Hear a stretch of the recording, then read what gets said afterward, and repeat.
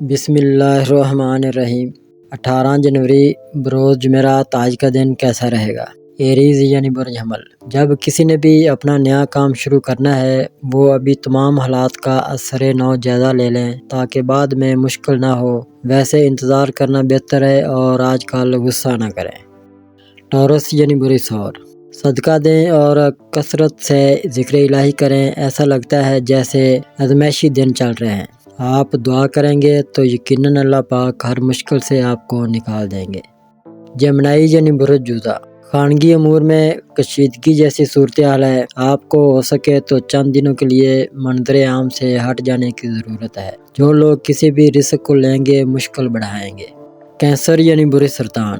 آپ کو اپنے مقصد کی تکمیل کے لیے جس طرف سے پیسوں کی امید ہے وہ فوری طور پر نہیں، البتہ آگے چل کر مل جانے کی امید ہے۔ آج تو اولاد کا خانہ زیر غور ہے۔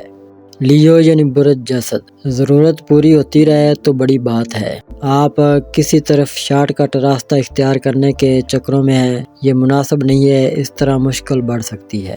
ورگو یعنی برج سملہ۔ صدقہ اور صرف صدقہ یہ ضروری ہے۔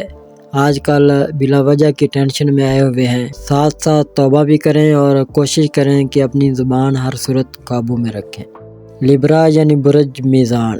جلد بازی نہ کریں، سکون سے چلیں اور آپ کو کسی دوسرے معاملے میں آنے کی ہرگز ضرورت نہیں ہے اور کام پیار سے نکل سکتا ہے، اس کے لیے غصہ کرنے کی کیا ضرورت ہے۔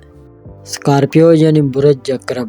آپ کی پوزیشن کافی کمزور جا رہی ہے، بڑے محتاط انداز سے چلیں، ذرا سی غلطی بڑی مشکل میں ڈال سکتی ہے۔ خیال کریں آپ کو ابھی خطرہ ہے، اس لیے صدقہ بھی دیں۔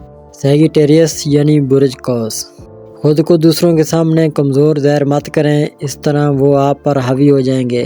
حالات کے مطابق چلیں اور کسی بھی قسم کی رقم کا لین دین ابھی مناسب نہیں ہے۔ کیپریکون یعنی برج جدی۔ آج کا دن اچھا اور آپ کی مشکلات میں اضافہ کم کرنے کا سبب بنے گا۔ ان دنوں آپ کو روزگار اور گھر کے معاملات پر گہری نظر رکھنے کی ضرورت ہے، پریشانی تو محسوس ہوتی ہے۔ ایکویریس یعنی برج دلو۔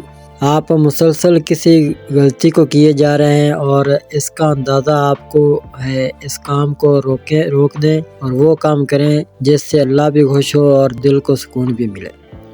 پیسز یعنی برج حوت۔ صدقہ جاری رکھیں۔